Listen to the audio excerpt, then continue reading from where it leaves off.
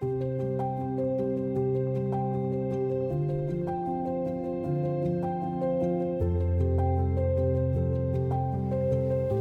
my name is Hezekiah Miller. I'm 25 years old. I have my undergrad degree in kinesiology, graduating from the University of Nevada, Reno. I am currently pursuing my doctorate degree and should be done and become a physical therapist, a doctor of physical therapy. Okay, my name is Laura Smith. Lord have mercy. My name is Laura Smith. I'm the mother of Hezekiah, AKA Hez Miller. Since he gave his age, I'm actually going to say yes, I am going to be 50 years old this year. I'm proud of it because seeing that Club Christ is 20 years, oh my God, I was 30 and I had 5 kids. Life was stressful. It was hard. I was in the middle of a marriage that just didn't work. Didn't feel loved or cared about either. And now I see that my kids didn't either. It was really hard. But God had a plan. God definitely had a plan. He moved us to the Cary Arms. Unbeknownst to me, one of the roughest neighborhoods in the city. Gangs, theft, drugs. Why was I there? Was I crazy? I got there because of Hurricane Katrina and a woman that helped me find my apartment to get out of my situation, and God blessed us with a 4-bedroom place right there on the corner, 2430 Apartment D. I will never forget it. So I remember one time coming home and just seeing our house, our apartment egged and not knowing what was going on. It honestly made me kind of scared. I was confused. We felt attacked, and originally in living in the neighborhood, we were kind of in a way immune to what was going on. It was still going on around us, but it seemed as if our apartment was never the one to be targeted. So when I wasn't sure if someone was coming after us, I honestly was just remember going in the house and just thinking like, what's next? Is someone coming for us? Just living, surviving is really what we did. But then there was a knock at the door. Here comes Evan, the skinny white dude. How did you get in this neighborhood? It was funny because he was like, hey, we're gonna do dinner and I want you and your family to come. And so he made chicken nuggets and broccoli, and we sat with him and Candace, and it was me and all the kids.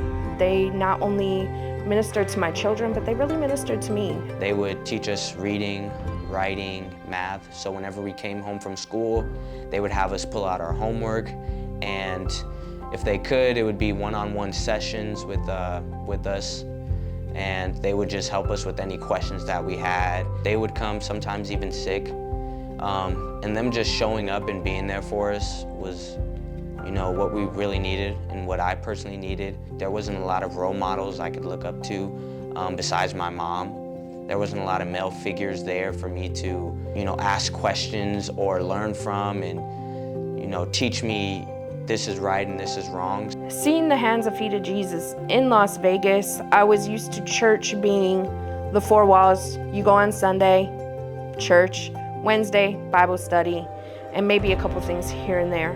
Tutoring, again, reading, writing, arithmetic, and sitting there and going the 9 yards with them like a parent would. Like a dad would come home and say, all right, son, sit down, get your book, let's read.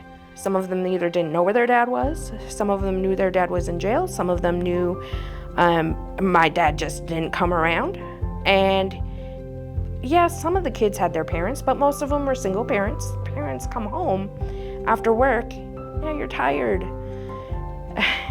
It sounds like excuses now when I look back, but honestly, I came home beat. A single parent, I was tired. I was not looking forward to math problems, not with 5 kids. I was not looking forward to listening to all 5 kids read at the same time. It was bad enough they were always at each other's throats. But, Club Christ was there, definitely. Nice to have someone on board with you, holding your arms up side by side. It kind of makes me think of, Moses was there, and when Moses was weak, Israel was losing. But when Moses was strong, it was because their arms were being held up. And I look at Club Christ as that holding up of my arms and saying, hey, we got you. We're gonna be there for you and your kids. If you need anything, let us know.